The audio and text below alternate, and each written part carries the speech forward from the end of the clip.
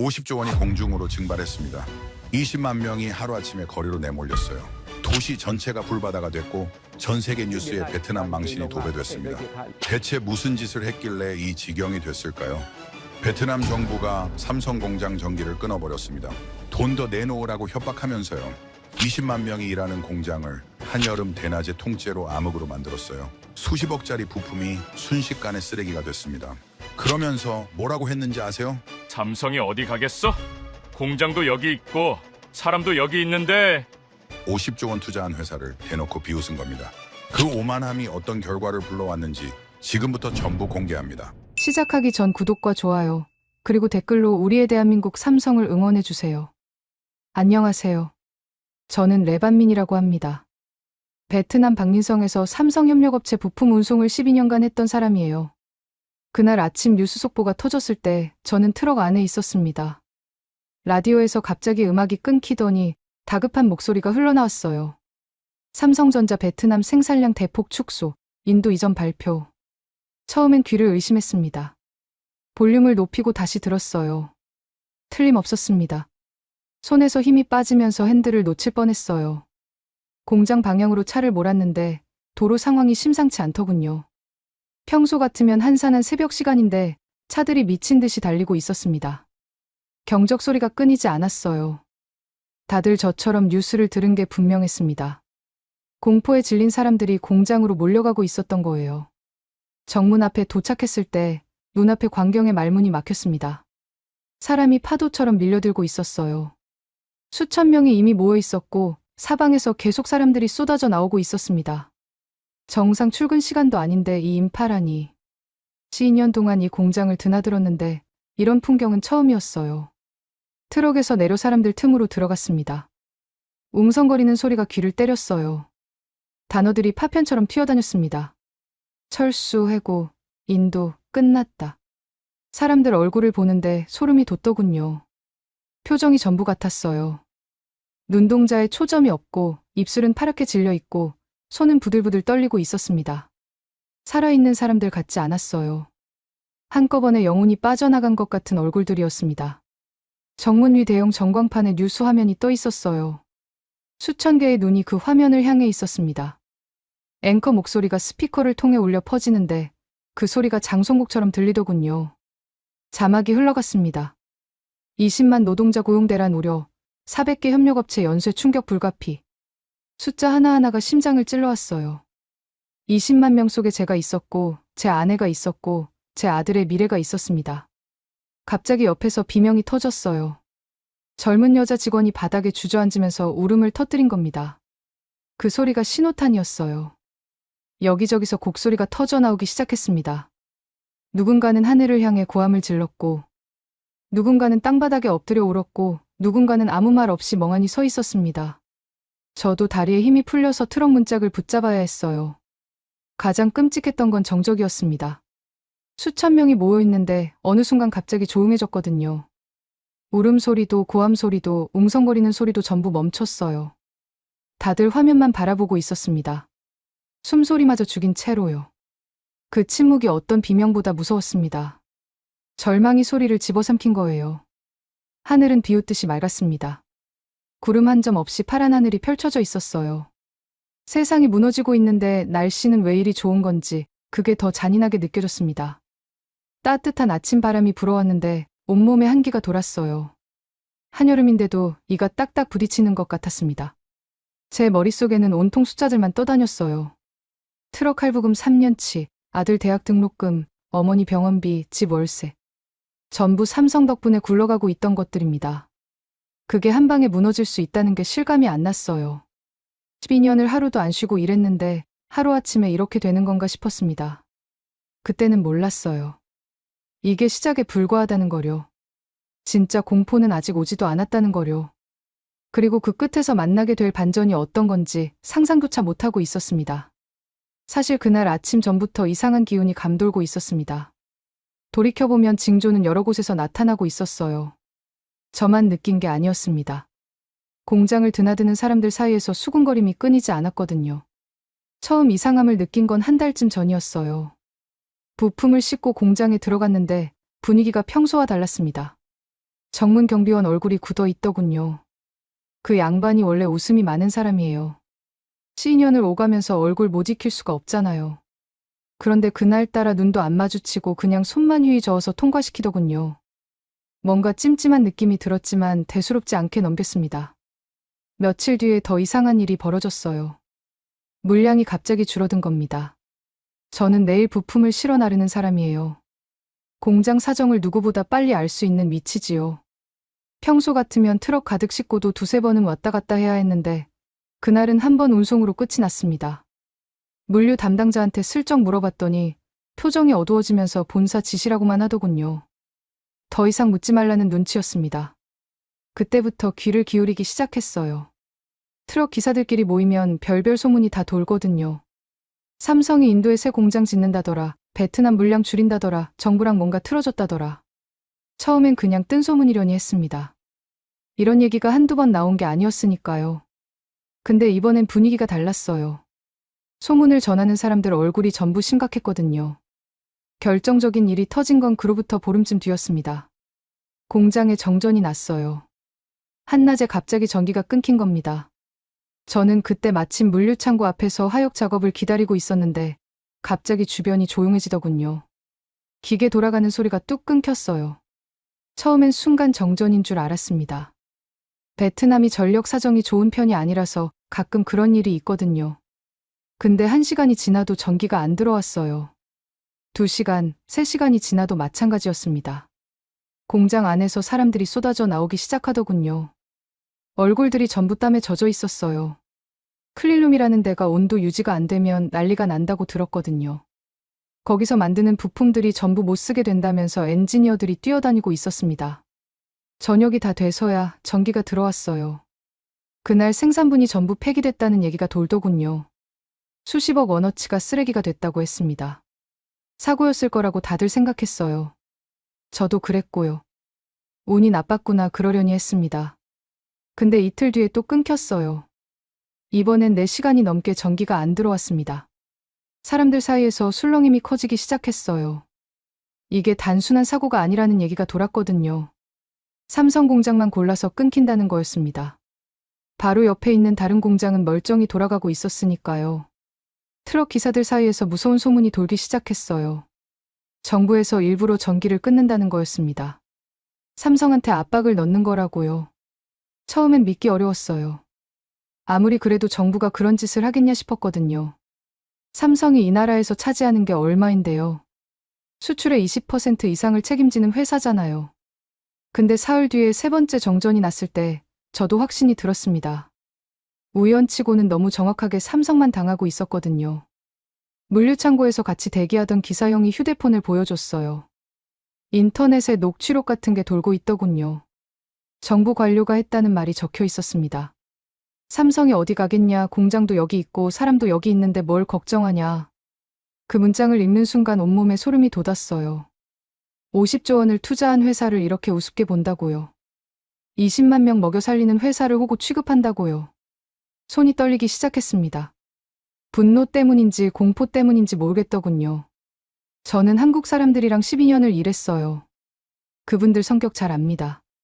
물건 나르다 보면 한국인 관리자들이랑 자주 마주치거든요.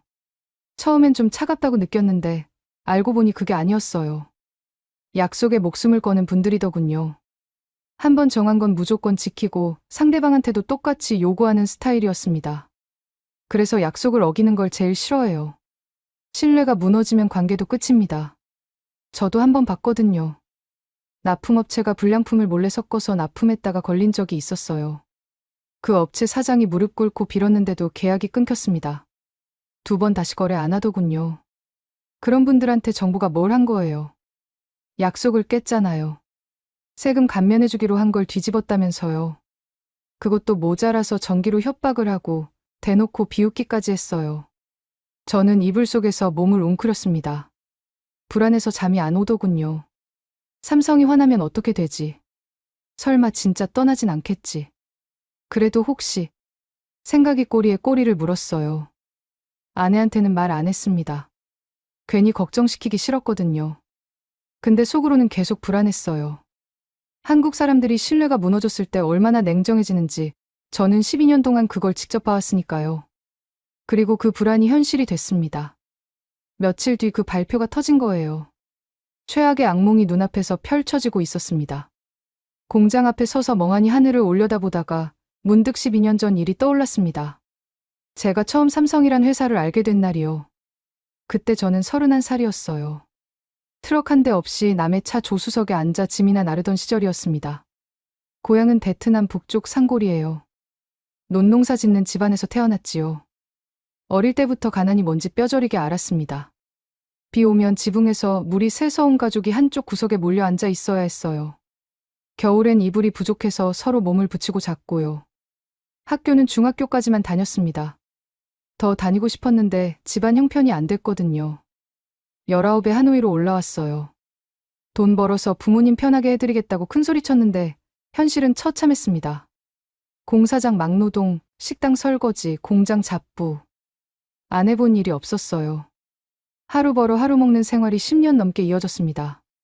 30이 넘도록 모아놓은 돈이 거의 없었어요. 그때 박린의 삼성 공장이 들어온다는 소식을 들었습니다. 한국에서 엄청 큰 회사가 온다면서 동네가 난리였어요. 일자리가 쏟아질 거라고 했습니다. 저는 처음엔 관심이 없었어요. 공장에서 일하려면 기술이 있어야 할 텐데 저한테는 아무것도 없었으니까요.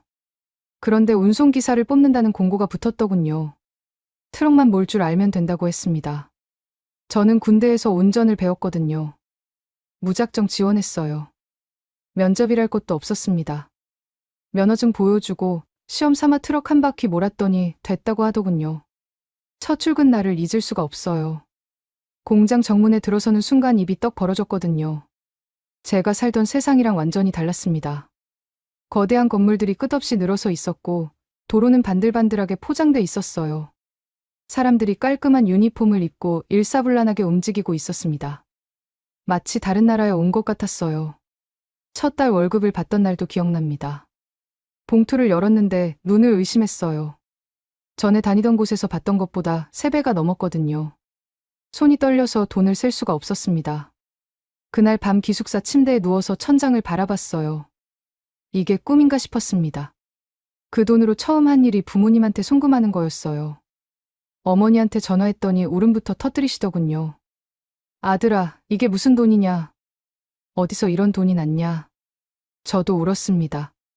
30년 넘게 고생만 하신 부모님한테 처음으로 제대로 된 돈을 보내드린 거였거든요. 3년 뒤에 제 트럭을 샀어요. 중고였지만 제 이름으로 된 첫 번째 차였습니다. 운전석에 앉았을 때 가슴이 벅차오르더군요. 핸들을 잡은 손이 떨렸어요. 이게 진짜 내 차라니. 34살에 처음으로 내 것이라고 부를 수 있는 게 생긴 거였습니다. 5년 차에 결혼을 했어요. 같은 공장 식당에서 일하던 여자였습니다. 청첩장 돌릴 형편이 안 돼서 조촐하게 식을 올렸는데 회사에서 축의금을 보내왔더군요. 한국인 관리자분이 직접 봉투를 건네주면서 축하한다고 했어요. 따뜻한 분들이구나, 그때 처음 느꼈습니다.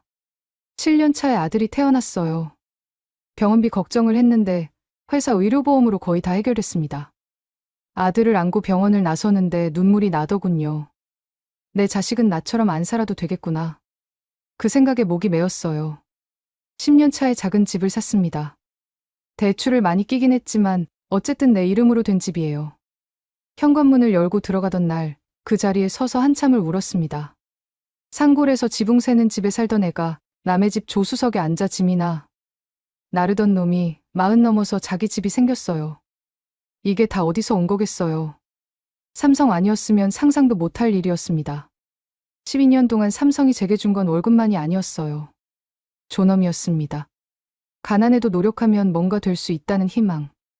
열심히 살면 보상받을 수 있다는 믿음. 내 자식은 나보다 나은 삶을 살 수 있다는 확신. 그게 삼성이 준 선물이었어요. 근데 그 모든 게 하루아침에 무너질 수 있다니요. 공장 앞에 서서 멍하니 생각했습니다. 집 대출은 어떡하지? 아들 학원비는, 시골 어머니 병원비는. 가슴이 조여오더군요. 숨이 안 쉬어지는 것 같았습니다. 공장 앞에 모인 사람들 사이에서 소문이 빠르게 퍼지기 시작했습니다. 처음엔 파편적인 정보들이 떠돌았어요. 정부가 세금을 더 거두려 했다더라. 약속을 어겼다더라. 삼성을 압박했다더라. 조각조각 흩어진 얘기들이었는데 시간이 지나면서 퍼즐이 맞춰지기 시작했습니다. 진실은 생각보다 충격적이었어요. 베트남 정부가 삼성한테 한 짓을 알게 됐을 때 저는 분노로 몸이 떨렸습니다. 시작은 세금이었다고 합니다. 삼성이 베트남에 처음 들어올 때 정부가 약속한 게 있었어요. 일정 기간 동안 세금을 깎아주겠다고 했거든요. 그래야 투자할 맛이 나니까요. 삼성은 그 약속을 믿고 50조 원을 쏟아부었습니다. 공장 짓고 사람 뽑고 기술 들여오고 협력업체 키웠어요. 덕분에 베트남 경제가 얼마나 컸는지 몰라요. 그런데 정권이 바뀌면서 분위기가 달라졌다더군요. 새 정부가 예전 약속을 안 지키겠다고 나온 거예요.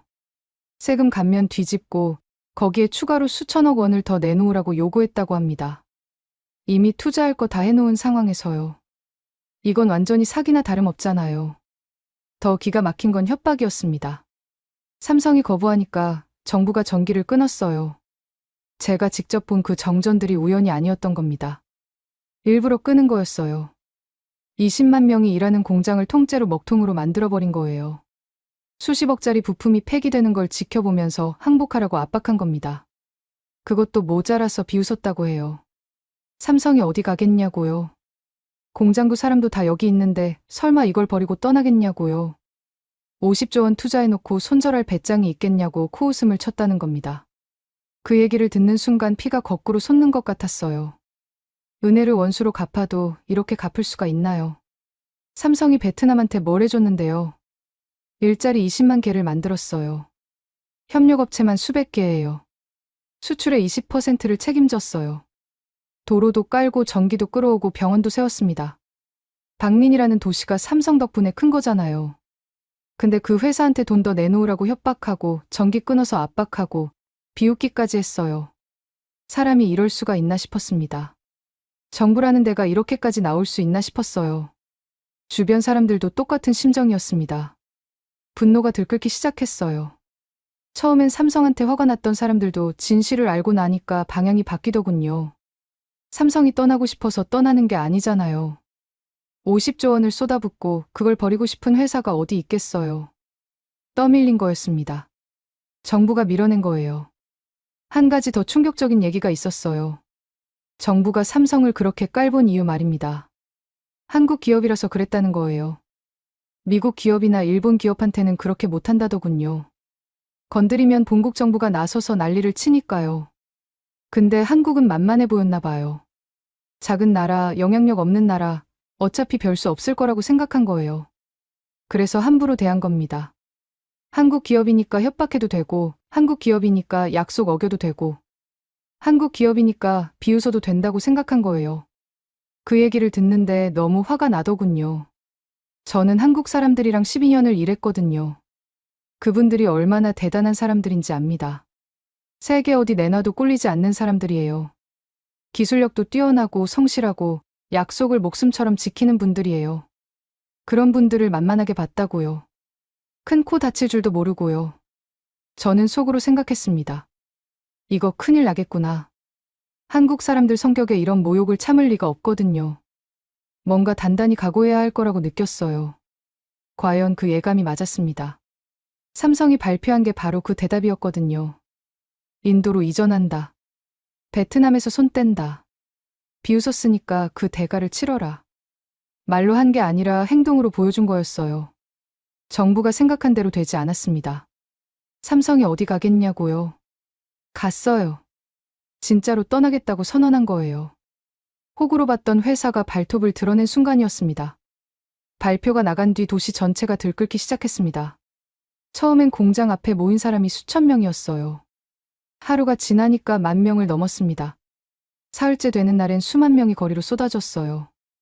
박림만 그런 게 아니었습니다.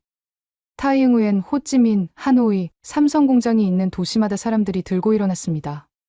저도 거기 있었어요. 가만히 있을 수가 없었거든요. 트럭을 공장 근처에 세워두고 시위대 틈으로 들어갔습니다.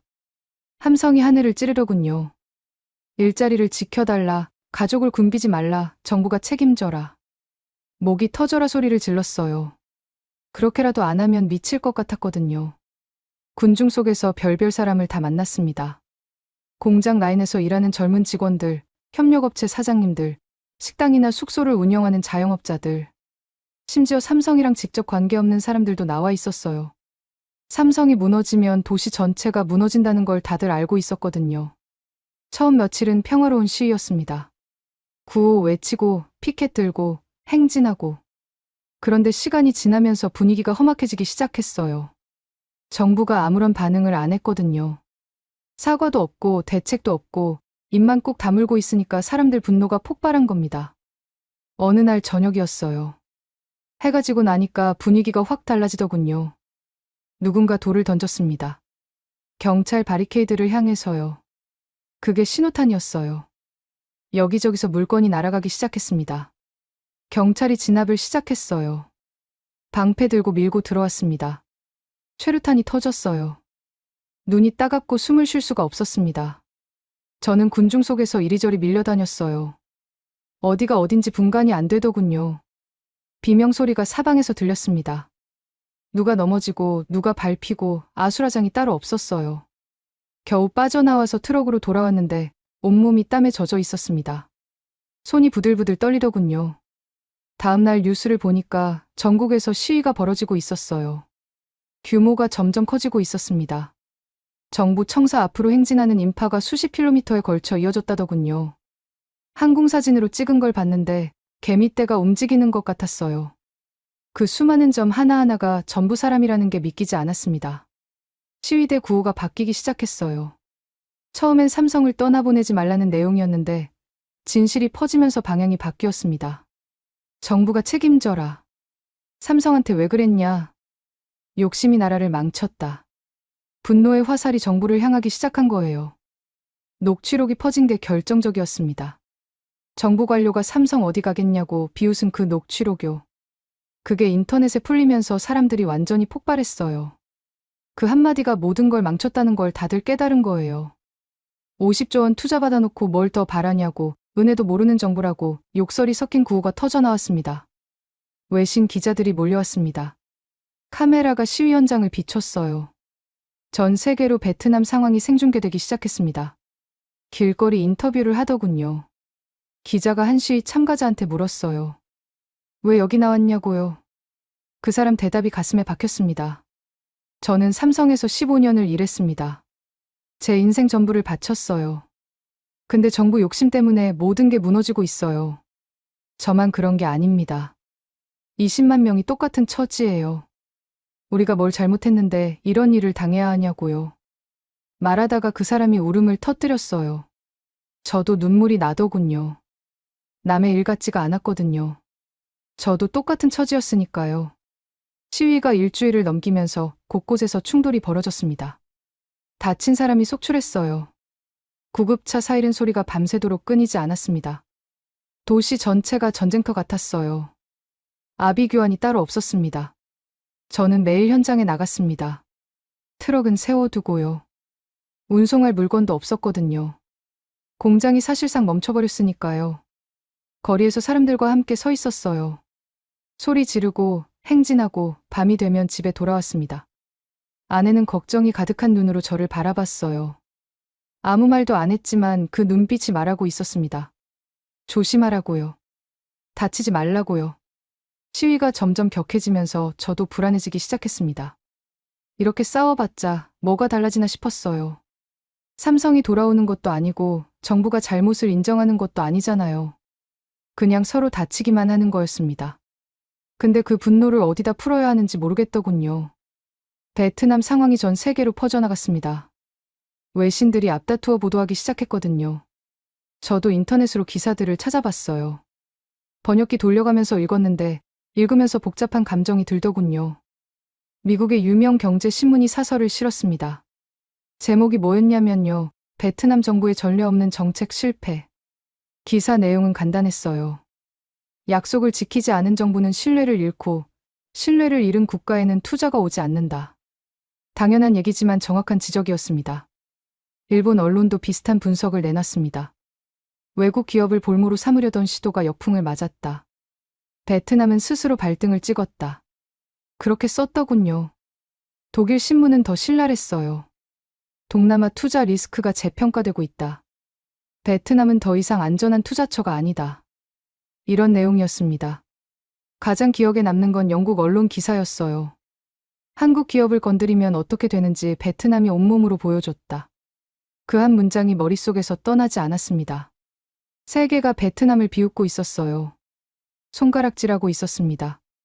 한편으로는 통쾌했습니다. 정부가 잘못한 거잖아요. 세계가 그걸 알아준 거잖아요. 우리만 억울한 게 아니라는 걸 확인한 느낌이었어요. 근데 다른 한편으로는 슬펐습니다. 어쨌든 제 나라거든요. 국제 무대에서 망신을 당하고 있잖아요. 외국 사람들이 베트남을 깔보게 된 거잖아요. 그게 자랑스러운 일은 아니었습니다. 미국의 어느 유명 대학 교수가 방송에 나와서 한 말이 있어요.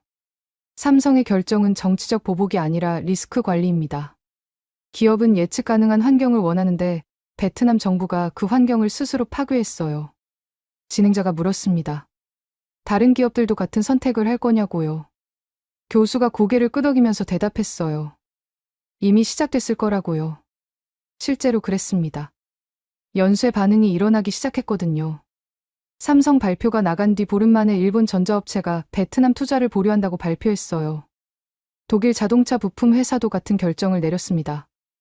대만 반도체 기업도 공장 증설을 재검토한다고 했고요. 투자 설명회들이 줄줄이 취소됐습니다. 베트남으로 들어오려던 돈이 방향을 틀기 시작한 거예요. 유명 투자은행이 베트남 투자 등급을 낮췄습니다. 정책 신뢰도가 급락했다면서 제조업 투자를 재검토해야 한다고 썼어요. 그 보고서가 나가자마자 주식시장이 출렁였습니다. 베트남 증시가 하루에 크게 빠졌어요. 나라 경제 전체가 흔들리고 있었습니다.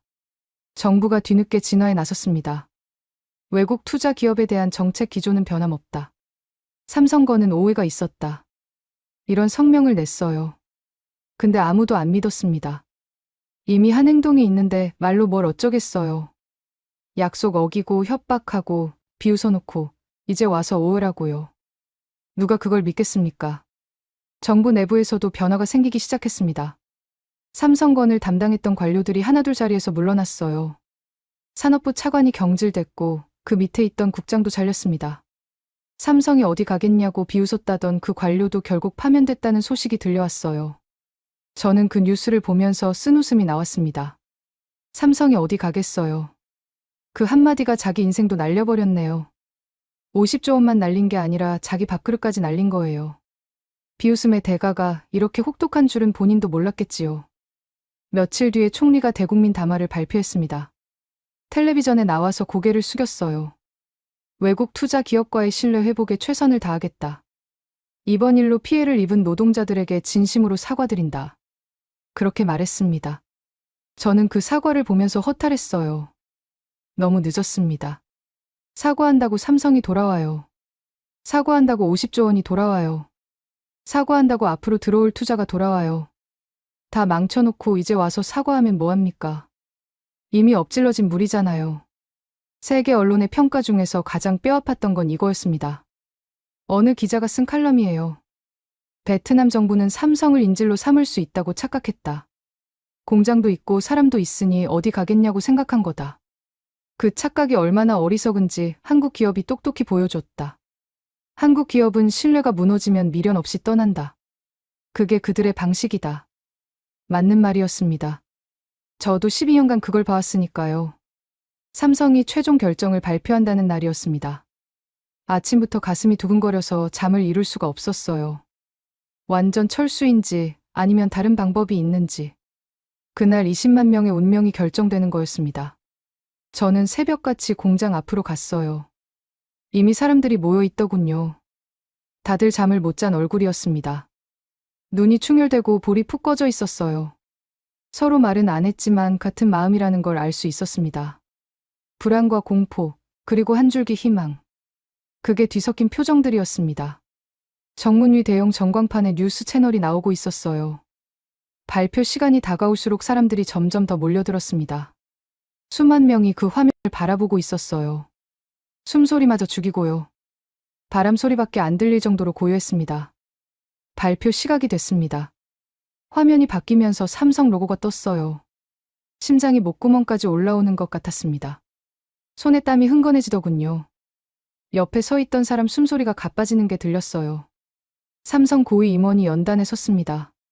표정을 읽을 수가 없었어요. 굳어 있는 것 같기도 하고 뭔가 다른 느낌이 있는 것 같기도 했습니다. 그 사람이 입을 열었어요. 먼저 신규 투자 물량의 인도 이전은 예정대로 진행됩니다. 가슴이 철렁 내려앉았습니다. 역시 떠나는구나. 끝났구나. 눈앞이 캄캄해지는 것 같았어요. 주변에서 탄식이 터져 나왔습니다. 누군가 울음을 터뜨리는 소리가 들렸어요. 그런데 임원이 말을 멈추더군요. 잠깐 뜸을 들였습니다.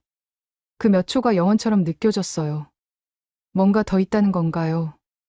모든 시선이 화면에 고정됐습니다. 그러나 기존 베트남 공장은 그대로 유지합니다. 현재 근무 중인 직원들의 고용은 전원 보장됩니다. 처음엔 제대로 들은 건지 확신이 안 섰어요. 귀를 의심했습니다. 고용 보장이라고요? 전원이요. 멍하니 서 있는데 옆에서 누군가 소리를 질렀습니다. 우리 안 잘린대요. 그 외침이 신호탄이었어요. 순간 함성이 터져 나왔습니다. 수만 명이 동시에 소리를 지르기 시작했어요. 환호성, 울음소리, 박수소리가 뒤섞여서 귀가 먹먹해질 정도였습니다. 누군가 저를 껴안았어요. 모르는 사람이었는데 펑펑 울고 있더군요. 저도 눈물이 쏟아졌습니다. 참으려고 했는데 안 되더라고요. 다리에 힘이 풀려서 그 자리에 주저앉았습니다. 바닥에 앉아서 하늘을 올려다봤어요. 파란 하늘이 뿌옇게 보이더군요. 눈물 때문이었어요. 끝났구나 싶었습니다. 악몽이 끝났구나. 우리 가족이 살았구나. 한참을 그렇게 앉아 있었습니다. 주변이 소란스러웠는데 소리가 안 들리더군요. 그냥 멍하니 앉아서 생각했어요. 왜 이런 결정을 한 걸까요? 삼성 입장에서는 완전히 철수하는 게 더 속 시원했을 텐데요. 정부한테 당한 게 있으니까 복수할 수 있었잖아요. 나중에 들은 얘기입니다. 삼성 내부에서 논의가 많았다고 해요. 완전 철수를 주장하는 쪽도 있었답니다. 이렇게 모욕당하고 협박당했는데 가만히 있을 수 없다. 확실하게 응징해야 한다. 그런 의견이었대요. 그런데 반대 의견도 있었다고 합니다. 우리가 떠나면 가장 큰 피해를 보는 게 누구냐? 정부 관료들이 아니라 공장에서 일하는 노동자들이다. 그 사람들한테는 아무 죄도 없다. 그런 얘기가 나왔다더군요. 결국 삼성은 후자를 선택한 겁니다. 신규 투자를 끊어서 정부한테는 분명한 메시지를 주고 기존 공장을 유지해서 노동자들은 지키는 방법을 택한 거예요. 우리가 복수하고 싶은 건 정부지 노동자들이 아니다. 죄 없는 사람들까지 벌할 필요가 없다. 그게 삼성이 내린 결론이었습니다. 그 얘기를 듣는 순간 가슴이 뭉클해지더군요. 이게 한국 기업이구나. 이게 한국 사람들이구나. 힘이 있었어요. 베트남 경제를 흔들어 놓을 힘이 있었습니다. 근데 그 힘을 휘두르지 않았어요. 왜냐하면 그러면 죄 없는 사람들이 다치니까요. 그날 저녁 집에 돌아왔을 때 아내가 현관에서 기다리고 있었습니다. 텔레비전으로 발표를 봤나 봐요. 눈이 벌겋게 부어 있더군요. 서로 말없이 껴안았습니다. 한참을 그렇게 있었어요. 아들이 방에서 나와서 물었습니다. 아빠 왜 울어요? 아무것도 아니야. 기뻐서 그래. 기쁜데 왜 울어요? 그 질문에 대답을 못하겠더군요. 어른들 세계는 그런 거라고 말해줘야 하나. 그냥 웃었습니다. 발표가 나간 뒤 도시 분위기가 완전히 달라졌습니다. 불안에 떨던 사람들이 다시 웃기 시작했어요. 거리에서 시위하던 사람들이 하나둘 흩어졌습니다. 함성이 잦아들고 도로가 다시 뚫렸어요. 며칠 전까지만 해도 전쟁터 같던 도시가 조금씩 평온을 찾아갔습니다. 공장도 다시 돌아가기 시작했어요. 기계 소리가 울려 퍼지고 트럭들이 오가고 사람들이 바쁘게 움직였습니다. 저도 다시 운송 일을 시작했어요. 핸들을 잡는 손에 힘이 들어가더군요. 이 일을 계속할 수 있구나. 가족을 먹여 살릴 수 있구나. 그 생각에 가슴이 벅찼습니다. 고용보장 공지가 게시판에 붙었을 때 사람들이 그 앞에서 사진을 찍더군요. 눈물 흘리는 사람들도 있었어요. 기쁨의 눈물이었습니다. 저도 그 공지를 보면서 한참을 서 있었어요. 글자 하나하나가 눈에 박히더군요. 기존 인력 전원 고용 유지. 이 문장이 20만 명의 인생을 살린 겁니다. 집에 돌아와서 아내한테 모든 얘기를 했어요. 삼성이 왜 이런 결정을 했는지, 내부에서 어떤 논의가 있었는지. 아내가 한참 동안 말이 없더니 이렇게 말하더군요. 한국 사람들 대단하다고요. 저도 고개를 끄덕였습니다. 복수할 수 있었는데 안 한 거잖아요. 그게 진짜 대단한 거라고요. 맞는 말이었습니다. 진짜 강한 건 상대를 짓밟는 게 아니에요. 힘이 있어도 함부로 쓰지 않는 겁니다. 특히 힘없는 사람들한테는요. 삼성이 보여준 게 바로 그거였어요. 베트남 정부는 비싼 수업료를 냈습니다. 수천억 원 더 뜯으려다가 50조 원을 날렸어요. 앞으로 들어올 투자까지 합치면 손실이 어마어마합니다. 국제사회에서 신뢰도 잃었고요. 외국 기업들이 베트남 투자를 꺼릴 수도 있어요. 그게 다 욕심 때문에 생긴 일입니다. 반면에 한국은요. 세계가 다시 보기 시작했습니다. 한국 기업을 함부로 대하면 안 되는구나. 저 사람들은 신뢰를 목숨처럼 여기는구나. 그리고 힘이 있어도 약자한테 휘두르지 않는구나. 그런 평가가 나왔어요. 품격 있는 나라라는 얘기가 여기저기서 들려왔습니다. 저는 한국이라는 나라에 대해 다시 생각하게 됐습니다. 12년 동안 한국 사람들과 일하면서 느낀 게 있어요. 그분들은 약속을 정말 중요하게 여깁니다. 한번 약속하면 반드시 지키고 상대도 그러기를 기대하지요. 그래서 약속을 어기는 사람을 가장 싫어해요. 신뢰가 무너지면 관계도 끝입니다. 근데 이번에 새롭게 알게 된 것도 있어요. 한국 사람들은 힘이 있어도 함부로 쓰지 않는다는 거였습니다. 적어도 삼성은 그랬어요. 베트남 정부한테 당한 게 있으니까 복수할 수 있었잖아요. 완전히 철수해서 경제를 망가뜨릴 수 있었어요. 근데 안 했습니다. 왜냐하면 힘없는 노동자들이 피해를 보니까요. 그게 품격이에요. 힘이 있는 건 대단한 게 아닙니다. 누구나 힘을 가질 수 있으니까요. 돈 많으면 힘이 생기고 권력 있으면 힘이 생기지요. 근데 그 힘을 어떻게 쓰느냐가 중요한 거예요. 약자를 보호하는 데 쓰면 품격이 되고 약자를 짓밟는 데 쓰면 폭력이 되는 겁니다. 삼성은 품격을 선택했어요. 지금 저는 여전히 삼성 부품을 실어 나르고 있습니다. 발표 전이랑 똑같이요. 새벽에 일어나서 트럭 몰고 공장 가고 부품 싣고 창고로 옮기고 저녁에 집에 돌아옵니다. 예전만큼 물량이 많지는 않아요. 신규 투자가 인도로 갔으니까요. 그래도 감사합니다. 일이 있다는 것만으로도 감사해요. 가족을 먹여 살릴 수 있다는 것만으로도 다행입니다. 아들한테 이 얘기를 해줬어요. 한국 사람들이 어떤 결정을 했는지, 왜 그랬는지. 아들이 고개를 갸웃거리면서 물었습니다. 그럼 삼성이 착한 거예요?